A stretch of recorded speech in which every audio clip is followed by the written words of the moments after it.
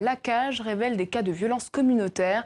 Depuis la proclamation de la victoire de Félix Tshisekedi à la présidentielle, 4 morts ont été recensés à Kikwit, dans l'ex-Bandundu. Des violences sont aussi signalées à Kinshasa. Les précisions de Ndari Kalinglopi avec Dadi Songo-Ozo.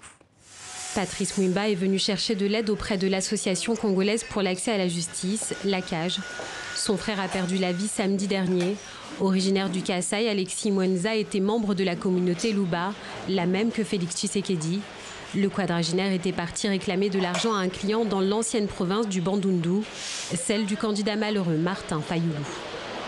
Comme on l'appelait Tatou Tatou, quand on l'a vu, et les gens étaient mécontents, ils ont dit Biso Tozana Nakanda, Bino Bozakoya, Oya Kodéranger, Bison Pona Makamboya Nyung. Ça veut dire que nous sommes encore en colère au sujet de notre victoire que vous, les Balouba, vous avez volée. On s'en est pris à lui, on l'a frappé à mort. Le meurtrier présumé a été arrêté et placé en détention à Kinshasa. Depuis la proclamation des résultats provisoires, la République démocratique du Congo a connu des violences communautaires.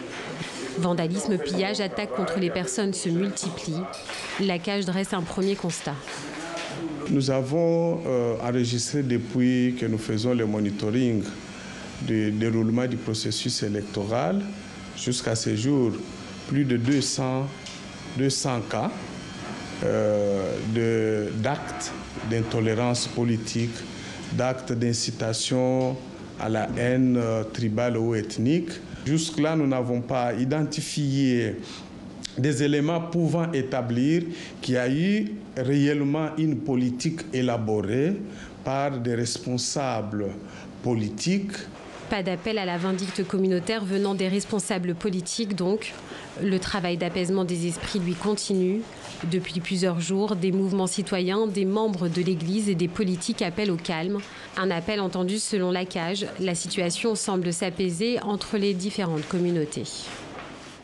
Et pour aller plus loin sur ces violences, avec nous sur ce plateau, Robert Congo, journaliste correspondant au Potentiel, quotidien congolais. Bonsoir. Bonsoir. L'ONG La Cage, on vient de l'entendre, parle de 200 cas de violence pré- et post-électorales, dont des incitations à la haine tribalo-ethnique. Ce sont leurs mots. Est-ce que le problème est communautaire ou c'est plus compliqué que cela? Donc, moi, je pense que le problème n'est pas ethnique ni tribal.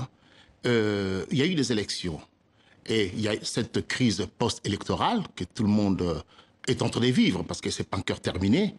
Donc, c'est ce qui s'est passé dans la région de Bandundu. Donc, ça s'est passé pas entre les Luba, le peuple Luba, et le peuple du Bandundu. Non, ça s'est passé entre les irréductibles de l'UDPS et de la coalition Lamuka. Donc ça n'a rien à voir avec du tribalisme. Je n'aimerais pas qu'on pose ces problèmes au niveau tribal. Non, les problèmes ne se posent pas à ce niveau-là. Je m'inscris en faux contre ces propos. En tout cas, il y a eu 4 morts à Kikwit dans la province du Bandundu, fief de Martin Fayoulou. Qu'est-ce qui se passe là-bas exactement alors? Justement, c'est ce que je viens de vous dire, qu'avec cette crise post-électorale, il y a certainement les électeurs de Fayoulou, de Lamuka, qui sont déçus. Bon, et ceux de l'UDPS, on sait ce qui s'est passé, on ne va pas revenir là-dessus, qui sont contents. C'est normal, on peut le comprendre. Mais quand il y a 2 camps qui se disputent le pouvoir, on ne peut pas le réduire juste à un problème tribal ou ethnique. Non, le problème au Congo, je vais dire, c'est ce qu'il en est. On n'a pas, jusqu'à présent, on n'a pas connu ces problèmes de tribalisme, ces problèmes d'ethnisme.